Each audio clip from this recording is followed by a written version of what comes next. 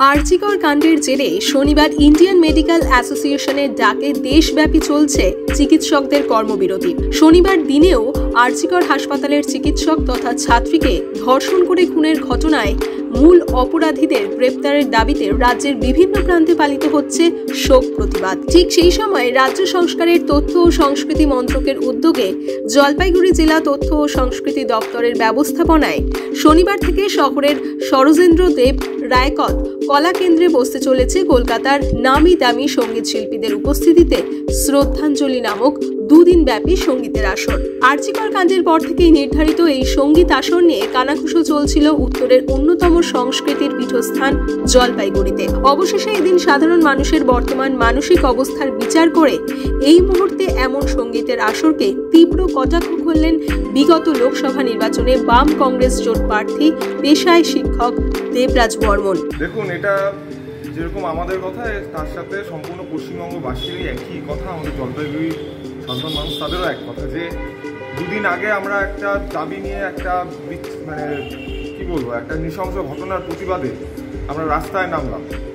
তো আজকে হঠাৎ এরকম একটা শোকস্তব্ধ পরিবেশে এরকম একটা গানের একটা আসর, গান বাজনা আছে, অবশ্যই মানুষের আনন্দ মানুষ করবেন, কিন্তু এখন যে পরিস্থিতি শহরে হয়ে আছে, সারা পশ্চিমবঙ্গে হয়ে আছে, এই অবস্থায় কোথাও বিশেষ করে রাজ্য সরকারের উদ্যোগে এরকম একটা গান বাজনার প্রোগ্রাম না হওয়াটাই বাঞ্ছনীয় ছিল।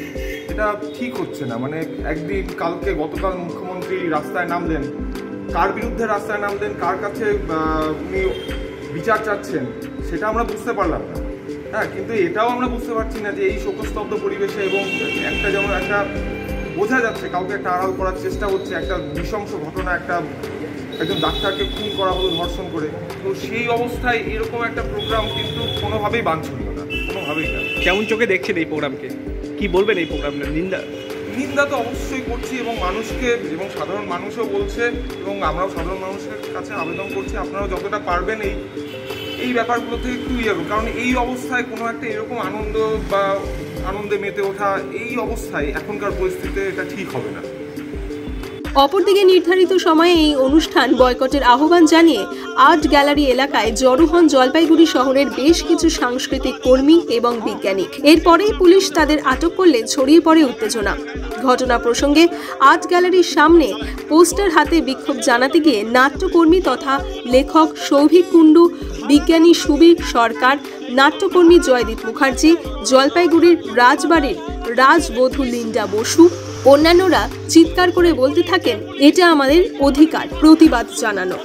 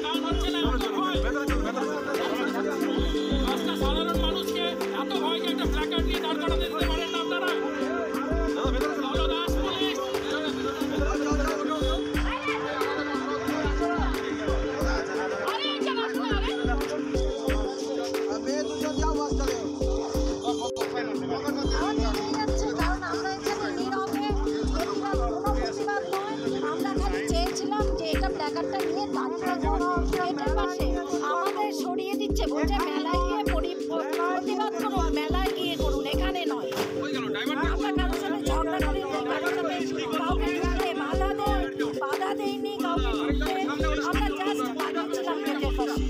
পুলিশ কি করলো? পুলিশ আমাদের জোর করে ধাক্কা দিয়ে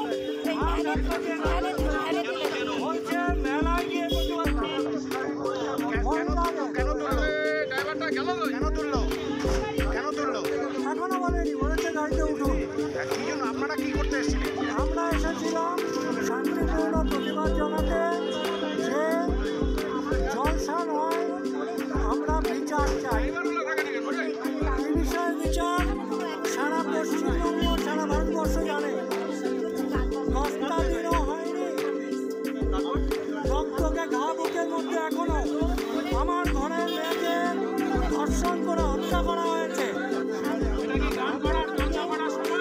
জলসা করার সময়